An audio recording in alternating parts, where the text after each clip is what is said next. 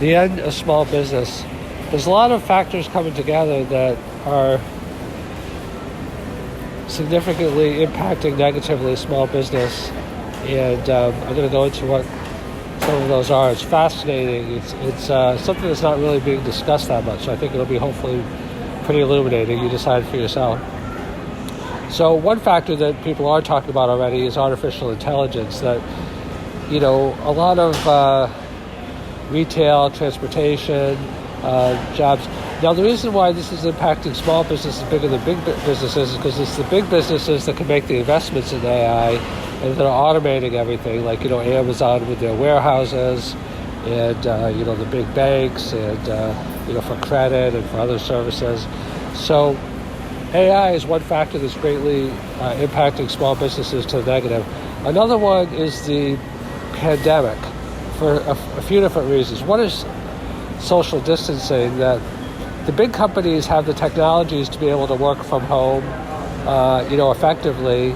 The smaller companies, not always so much. And the big companies know how to utilize their workforces in more efficient ways, whether it be through, software, whether it be through, their ability to right-size their physical environments, whether it be through human resources, capabilities, and, just a whole host of capabilities that small businesses don't have. So, a lot of small businesses that really can't get out of their leases and are just stuck with spaces that are too big for them, and their customers are going to go down by 75% because you're only allowed to have a quarter as many customers as you had before in a physical space because of social distancing, for example. Those companies are in bad shape. Another factor is that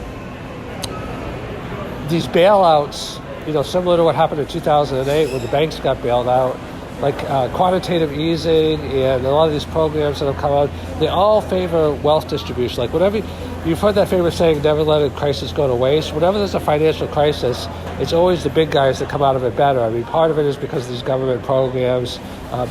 Now, there is money set aside for small business, but it's not nearly enough. Like, you see how quickly it runs out. And it's the bigger industries that are really, too big to fail, and that, come out of this in the long run. Now, small business has been traditionally the lifeblood of America. I believe it's like 75 or even 90%, somewhere in that range, I don't know exactly, of all jobs are created by new business. But Peter Thiel famously said, competition is bad, that all things are monopolies. There's a lot of things that big companies do to monopolize things. One is that they buy up their competitors. Another is that they do branding of to make it seem like there's competition when there's not. So, for example, Pepsi and Coke, for example, they have a lot of different competing brands within their umbrella. So it looks like you're buying products that are not Coke and Pepsi, but you really are buying Coke and Pepsi because all the brands, relate to Coke and Pepsi. So another factor is the law of accelerating returns. Like, it's so much easier to get bigger than whatever was before. First, you have the capital markets, which have always been there, but increasingly, like Amazon and other companies, like if you have a story to tell that investors buy into, you could do losses for a long time. And because of the law of accelerated returns, that companies are getting much bigger, much faster. Like Uber, for example, reached a valuation of $50 billion, in about 6 or 7 years, which is unprecedented.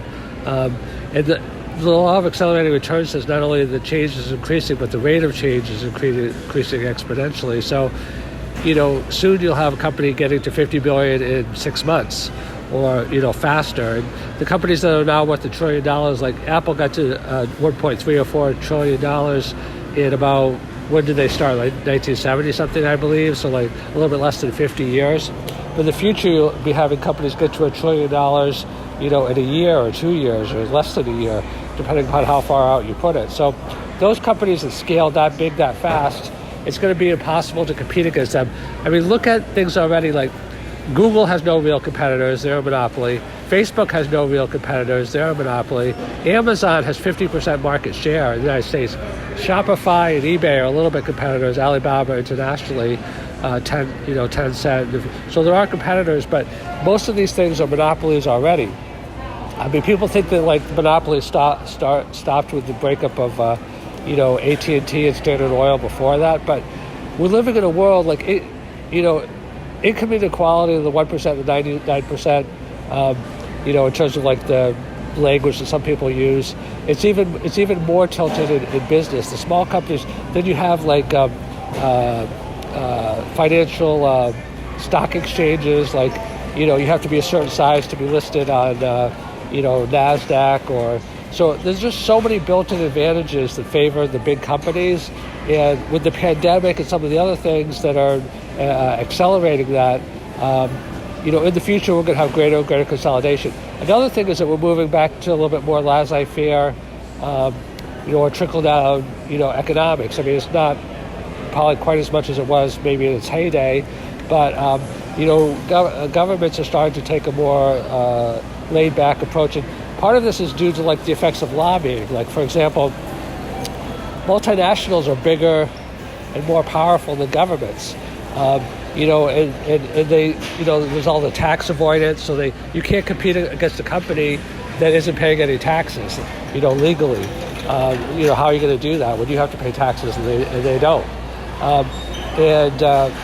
The corporations are writing the laws. It's like, they have all the lobbyists and they, have all the PR firms. So, the laws are written to the advantage of the big companies. So when you put together all the different things I mentioned in this podcast, like even 6 minutes and 44 seconds, you can see that the advantages to the big companies are just massive and increasing rapidly.